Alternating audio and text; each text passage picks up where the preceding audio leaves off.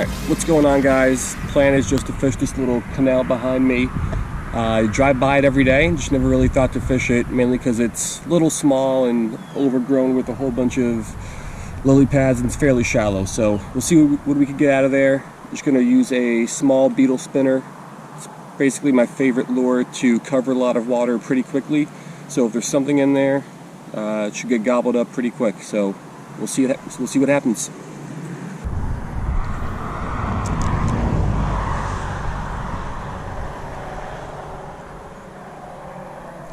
There we go, first fish of the day. What do we got? Mayan cichlid. Didn't put up too much of a fight, but decent size. Nothing huge, but a little bit bigger than average.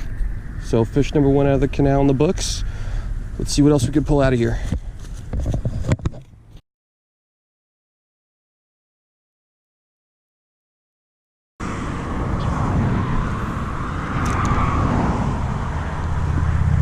There we go.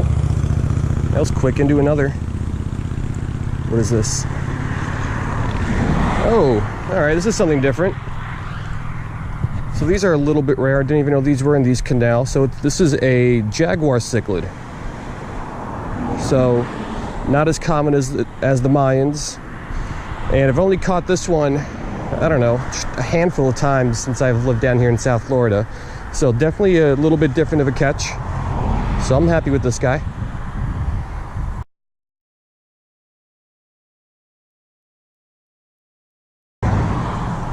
We've got a gar out there, way on the other side.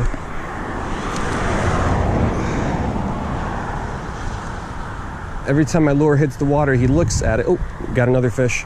Not the gar, something small. What do we got?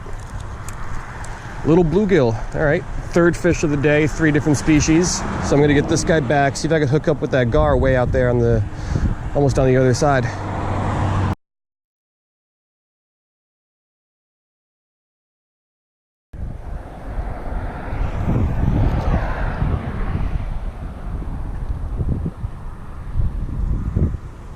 Oh, did he bite it?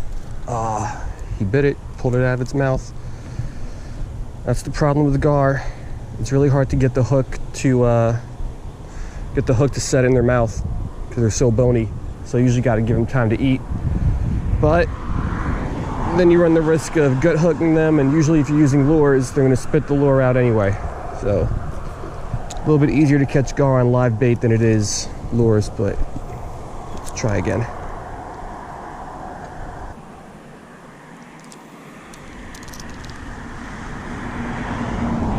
There we go. I think it's another jaguar cichlid.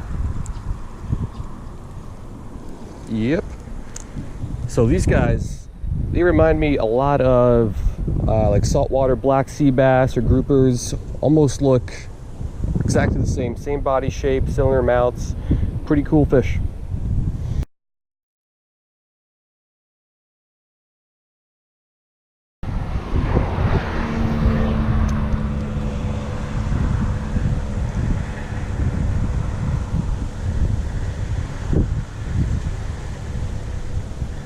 Okay, what do we got here? Small, but I think it's a little bit bigger than what I've been dealing with. Okay. Oh, no, come here. No. Alrighty. Let's try to get that guy out. Ready or sunfish? Came off the hook, but I'll grab him.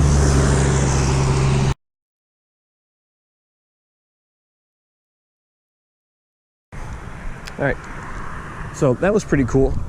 Red ear sunfish, they're down here in South Florida, just not super common. I think that is actually only the 3rd one that I have ever caught.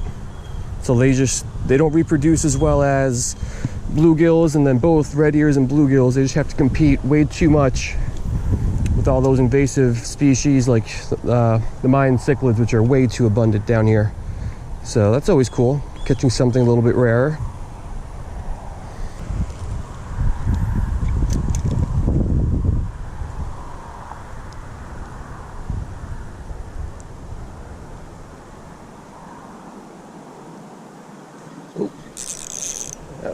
Oh, he spit it.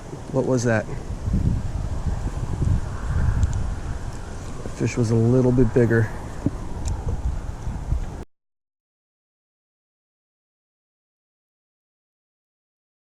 All right, I'm losing daylight, so hopefully you can still see me. Been out here for a little bit over an hour. I think I got 5 fish.